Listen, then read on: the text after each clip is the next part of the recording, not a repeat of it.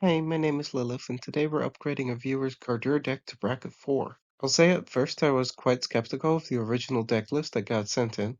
It looked like it had a lot of mismatched pieces and no real way to string everything together. But after some rounds of playtesting, I was actually surprisingly impressed with the initial build. Cardur's ETB really scales with the power level of the pod, assuming there are creature decks at the table, and he doesn't need super much support to do his thing.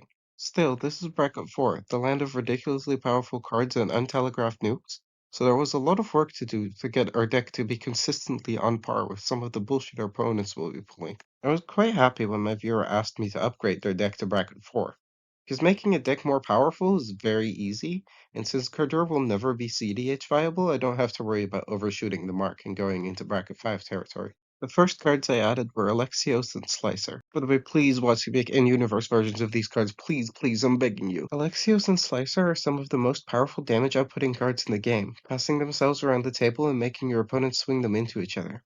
This solves several of our problems. How do we close out the game, and what do we do when our opponents don't have creatures to goad? Of course, I supplemented the deck's low land count with lots of fast mana. I added in a couple of tutors, and I added in a new card package I'm quite happy with. The temporary clones. Simply play one on Cardur. We get a second copy, which will count as him entering. Then because of the legend rule, one of the Cardurs dies, but we got what we wanted, which is a board-wide goad effect. I actually cut most of the goad cards from the original deck in favor of the copy spells. This is because while Disrupt Decorum affects all the creatures in play at the time of casting, Cardur instead sets up a game state that lasts until your next turn, where your opponent's creatures are effectively goaded. So if our opponent plays a haste creature, they can swing at us in the first case, but in the second, the effect still includes the new creature. Decorum was a bad example, actually, because that's one of the few goad cards that's still in the deck.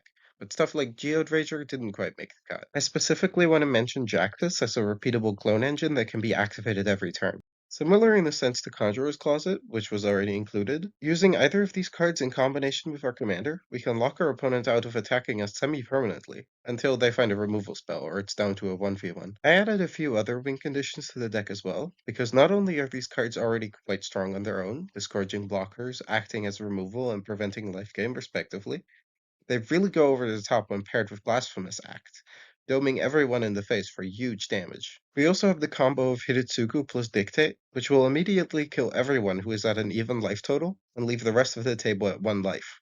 This also applies to you, by the way, so be careful. I love when both halves of a combo are individually good cards for our strategy. One last card I want to talk about is Maddening Imp.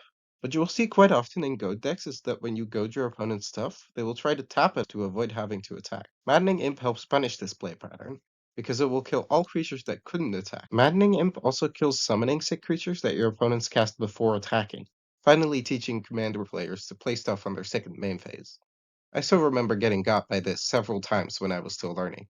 Playtesting this deck online was atrocious, by the way, which is part of the reason why it took a bit longer than my previous deck reworks. People in online lobbies do not read your cards, and so they will completely ignore effects like Goad or Alexios wanting them to gain control of him, etc., etc. It was very annoying.